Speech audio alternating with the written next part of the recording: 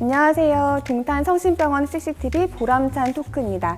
지난 시간 교수님 두 분과 오재훈 선생님을 모셨습니다. 선생님 안녕하세요. 내일 장가 가신다면서요? 네, 맞습니다. 내일 장가가는 이비인후과 수술 전임 간호사 오재용이라고 합니다. 반갑습니다. 반갑습니다. 왜 오늘 이래요? 내일 장가 가는데. 그러게요. 듣고 보니 그러네요. 그래서 지금 너무 복잡합니다. 표정이 복잡해 보이네요. 오늘은 지난 시간에 이어서 안면신경마비의 수술적 치료에 대해서 알아보겠습니다. 교수님, 어떤 경우에 약물 치료를 하고 어떤 경우에 수술을 하는 건가요? 크게 나와서 이제 급성기하고 만성기가 나눌 수 있습니다. 이제 급성기에는 안면신경이 많이 부어 있을 때 그 압력을 풀어줘야지 되는 경우가 있거든요. 그래서 안면신경 감압술이라는 수술을 귀를 통해서 이제 하게 되겠고요. 근데 이제 만성기가 문제입니다. 만성기는 정말 얼굴을 고치는 여러 가지 방법이 있거든요. 안면신경이 잘렸을 때 하는 안면신경 이식술, 그 다음에 안면신경 자체가 너무 접근이 어려울 때는 다른 신경을 쓰게 되는데, 그런 경우에 이제 안면신경 치환술이 있고 축두근 전이술이라든지 안면 거상술, 그런 안면신경에 대한 여러 가지 수술이 있고, 대부분 심한 경우나 잘 회복되지 않은 환자들을 대상으로 이제 수술적 치료를 하게 됩니다. 그러면 이 수술적 치료는 언제쯤 고려를 하나요? 만성기라고 하는데 만성기는 언제부터인가요? 만성기는 보통 6개월 이상을 만성기라고 하는데요. 급성기는 우리가 안면신경 감압술은 보통 2, 3주 안에 하고, 그 다음에 신경 이식술은 1년 안에, 안면신경 치환술도 1년 안에 하는 게 좋고요. 그 외 다른 수술은 1년 이상이 된 환자들한테 할 수가 있습니다. 근데 이런 수술은 굉장히 오래 걸리죠, 교수님? 간단하게 끝내는 경우도 있는데, 심한 경우는 하루 종일 걸리고 하루 종일이요? 한 8시간? 8시간요.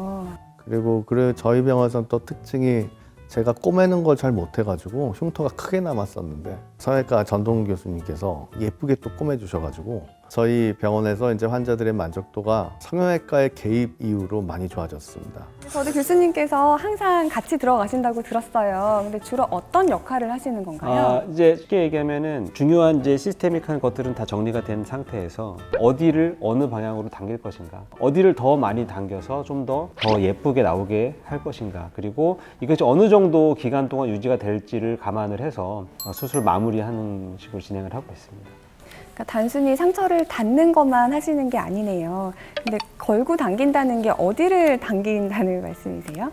당긴다라고 하는 거는 얼굴의 이 피부 자체를 포함을 해서 피부만 가지고 당겼을 때는 제대로 당겨지는 힘을 전달을 할 수가 없기 때문에 그 아래쪽에 있는 구조물들을 함께 당겨서 고정을 해놓고 피부 자체는 많이 당겨지지 않게 수술을 종료를 한다고 생각할 수가 있습니다.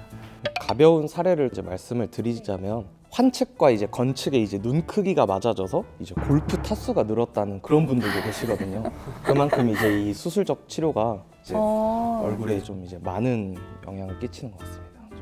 저는 제일 좋았던 기억이, 수술하고 나서 수술 한쪽을 더 좋아하시는 환자분이 제일 기억에 남아요. 환자분들이 부자연스러울까 봐 걱정을 하시는 경우도 조금 있을 것 같아요. 처음에는 당연히 부자연스럽고요. 그리고 처음에 자연스럽게 해놓으면 시간이 지나면은 무조건 그 기대했던 거에 비해서 못 미치게 되기 때문에 어느 정도 이제 붓기랑 빠지고 정리가 되었을 때 가장 만족할 수 있는 결과를 예상을 해서 그 수준으로 맞춰서 수술을 해놓는 거니까요.